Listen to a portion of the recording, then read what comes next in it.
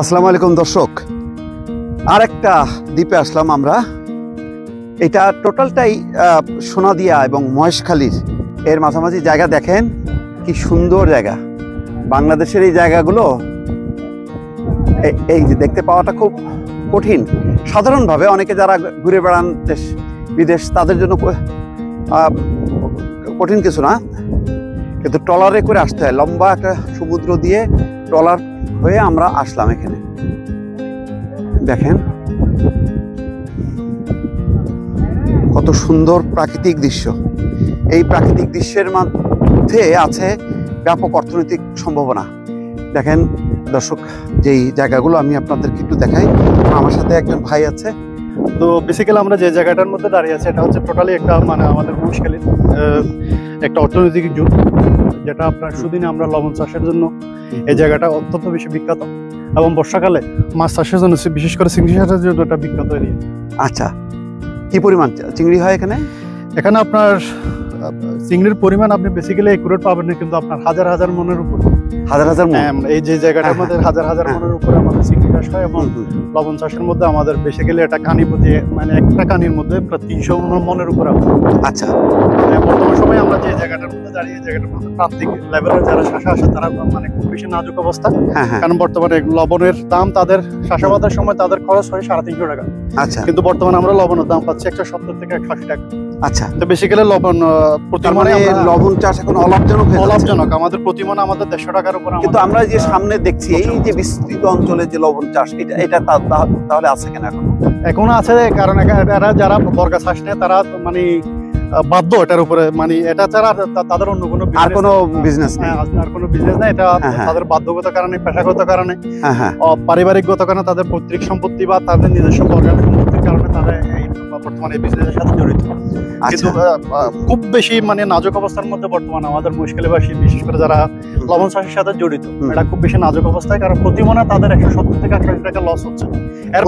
প্রতি মনে 160 থেকে 70 টাকা। যেখানে আমরা বিগত কয়েক বছর আগে, বিশেষ করে গত সরকারের আমলে আমরা এটা আমাদের প্রতি লবণের দাম আমরা 700 থেকে 800 টাকা পেতাম।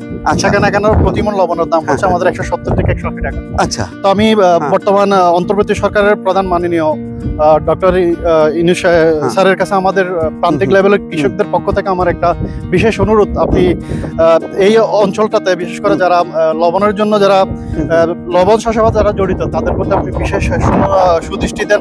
আমরা প্রান্তিক লেভেলে যারা কৃষক আছে তাদের প্রতি সুদৃষ্টি দিলেন বর্তমানে লবণের দামটা যেন আমরা যেন একুরেট পাই। আচ্ছা, লবণের দামটা একুরেট পাইতে গেলে কি করতে হবে? বেসিক্যালি আমাদের প্রতিমন লবণের দাম আপনার 600 থেকে 700 টাকার উপর আসতে হবে। আচ্ছা, তাহলে প্রান্তিক লেভেলে যারা আছে তারা উপকৃত হবে। আচ্ছা, মহেশখালীর সমগ্র লবণ চাষের সাথে যারা প্রকৃতপক্ষে তারাই বেশি লাভবান হবে। মহেশখালী বলতে মহেশখালী, কুতুবদিয়া এবং সোনাদিয়া। জি, মহেশখালী কুতুবদিয়া বেসিক্যালি একটি আসন।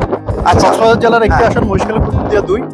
এই মহেশখালীর বিশেষ করে প্রান্তিক লেভেলে যারা আছে একেবারে ক্যাটাগরি মানুষরা লবণ চাষ এবং চিকিৎসার সাথে জড়িত। সোনাদিয়া ওয়ার্ডের সাথে আপনার যারা আমাদের যারা বন্দর, বিশেষ করে বর্তমান সরকারের একটা প্ল্যান আছে যেখানে ইকো ট্যুরিজমের একটা সম্ভাবনাময় অনেক অপার সম্ভাবনা একটা দিবে ইকো ট্যুরিজমে। জি, আচ্ছা, এখানে কি বন্দরেরও চিন্তা ভাবনা? হ্যাঁ, চিন্তা ভাবনা বর্তমান সরকারের চিন্তা ভাবনা আছে। দর্শক দেখলেন বাংলাদেশের এই যে বিস্তৃত মহেশখালী, কুতুবদিয়া, সোনাদিয়া, যেখানে আমরা এর আগে গেলাম, সব জায়গায় খুব কিন্তু একেবারে অপার সম্ভাবনা। এই সম্ভাবনাগুলো এখন কাজে লাগানো হচ্ছে সবচেয়ে বড় চ্যালেঞ্জ। এবং ডক্টর মোহাম্মদ ইউনূস নিশ্চয়ই এই সম্ভাবনাগুলির কথা তিনি জানেন এবং সেইগুলো নিয়ে কাজ করছেন, এবং আগামী দিনে আমরা আশা করতে পারি যে এইগুলো নিয়ে কাজ হবে এবং বাংলাদেশের এই অঞ্চলগুলি যদি ডেভেলপমেন্ট হয় তাহলে এর চালচিত্র পাল্টে যাবে। বাংলাদেশের অর্থনৈতিক জীবনে শুধু এই অঞ্চল না, সমগ্র বাংলাদেশ উপকৃত হবে।